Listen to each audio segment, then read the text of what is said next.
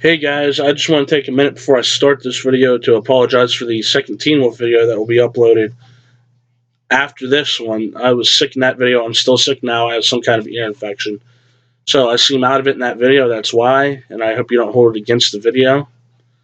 But in this video, I want to talk about the LGBTQ plus cause and how I'm holding it near to myself. How I want to help it further what they're trying to achieve. And how we all can actually do it, really. There's famous YouTubers out there, Tyler Oakley, Corey Cole, a whole bunch of other ones that support this cause and they hold it close to them and they fight for it.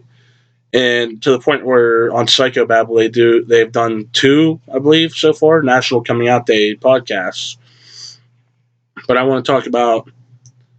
just want to start by saying I wasn't always tolerant of the people in the LGBTQ plus community because I grew up in a small town where it was unusual to see that kind of thing. You didn't really see too many gay, trans, bi, lesbian people in our school.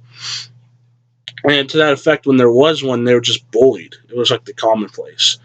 There was nobody to actually stand up for them because it was so rare. For lack of a better term, we looked at them like unicorns, and they didn't really matter to some of us. But I was never one of the ones to support the hate towards them, and I was also never one of the ones that tried to mediate accepting them right away because, well, we all know it in high school. You go through that phase where you want to be accepted by everybody, and you think if you alienate one group by supporting another group, you're going to be looked at by that group as somebody that's against them. But for real, though, moving on from that, I didn't really even start accepting LGBTQ plus people until I got into college and I was participating in a Quidditch team, which was the real life intramural version of Quidditch. Yeah, it exists, people. And I got to know the captain of that team was identified as lesbian, and one of the other people on that team was at the time female, identified as male, and I got around them, and it was second nature to me, really, to be friends with everybody. But I did step back and look at the gentleman that identified as male as awkward and a little weird. I didn't know how. I'd just say you or dude around him. I didn't when I talk about him, like when we bring him up in conversation. I didn't know whether to say she or he, so I'd just say Nathaniel or August, the name. And moving on from that, it got to the point where eventually, after being around them, I started building up acceptance, realizing that's their life. I don't have room to say, "Hey, that's not right. Let me tell you why it's not right." But I didn't have a right to say it. I didn't say it. I thought it a lot, when I was younger. Now it's just like I see these people on TV just going to town insulting LGBTQ plus members of society and insulting the homosexuality of people, saying how it's a sin. Say they're closeting people because they don't want to accept that people have these decisions in life. And a lot of times it's not a choice, it's a lifestyle for them. They didn't choose it. It's just how they are. And if we can't accept how certain groups of people are in society, we'll never evolve as a human species.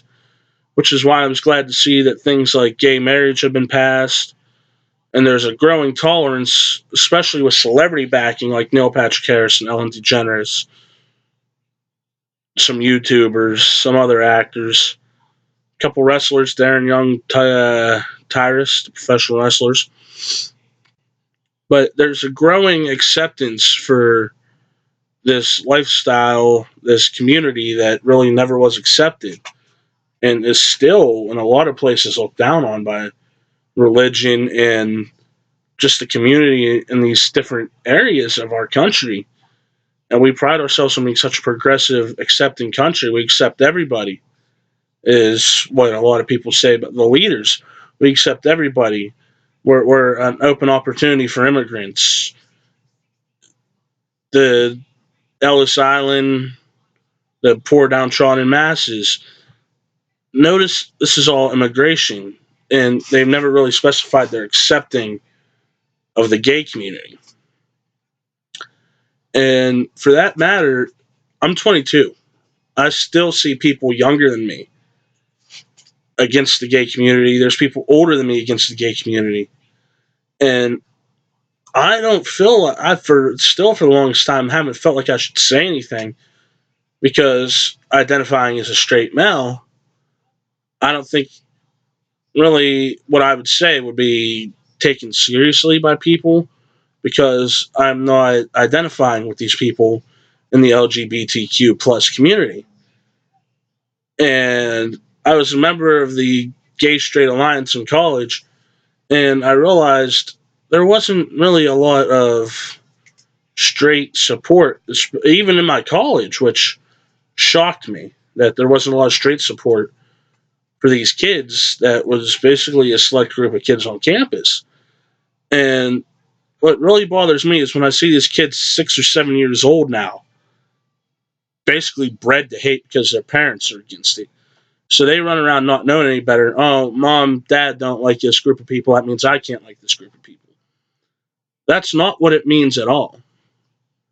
No matter what your parents believe, you can believe whatever you want. Me personally, I have friends that are LGBTQ plus community members that identify as gay, trans, bi, what have you. They're some of the best friends I've ever made in college and outside of college, working when I was working for a while. And even in high school, I had a couple friends that were afraid to make it known that's what they were because our entire high school was not accepting at all of them at the time. But with the movements like Dan Savage with It Gets Better, Tyler Oakley and Corey Cole out there being champion, and other YouTubers and celebrities being champions of the cause in popular culture now, people just on the streets spreading love and not hate towards these people. It's helping the cause move along, but there's still hate, and I hate to see hate amongst anybody. We saw what hate did with the African American population, segregation, and all that. We're not that far off from that potentially happening with this community. And I, for one, hate to see other people hate like groups in their community. Like, I don't think it's right that you can say you don't hate people or you're not against things, and then you turn around and you spout off some homophobic slur towards a gay man or a lesbian woman or a bi person or a transgender person. And it's just not right to me that you see politicians still spouting off gay slurs and stuff. And it just needs to stop, really. We need to stop the hate. And that's why I hope you guys will take it seriously when I ask you to start spreading the hashtag spread the love, stop the hate. It could be two separate hashtags. I would do it as all one hashtag.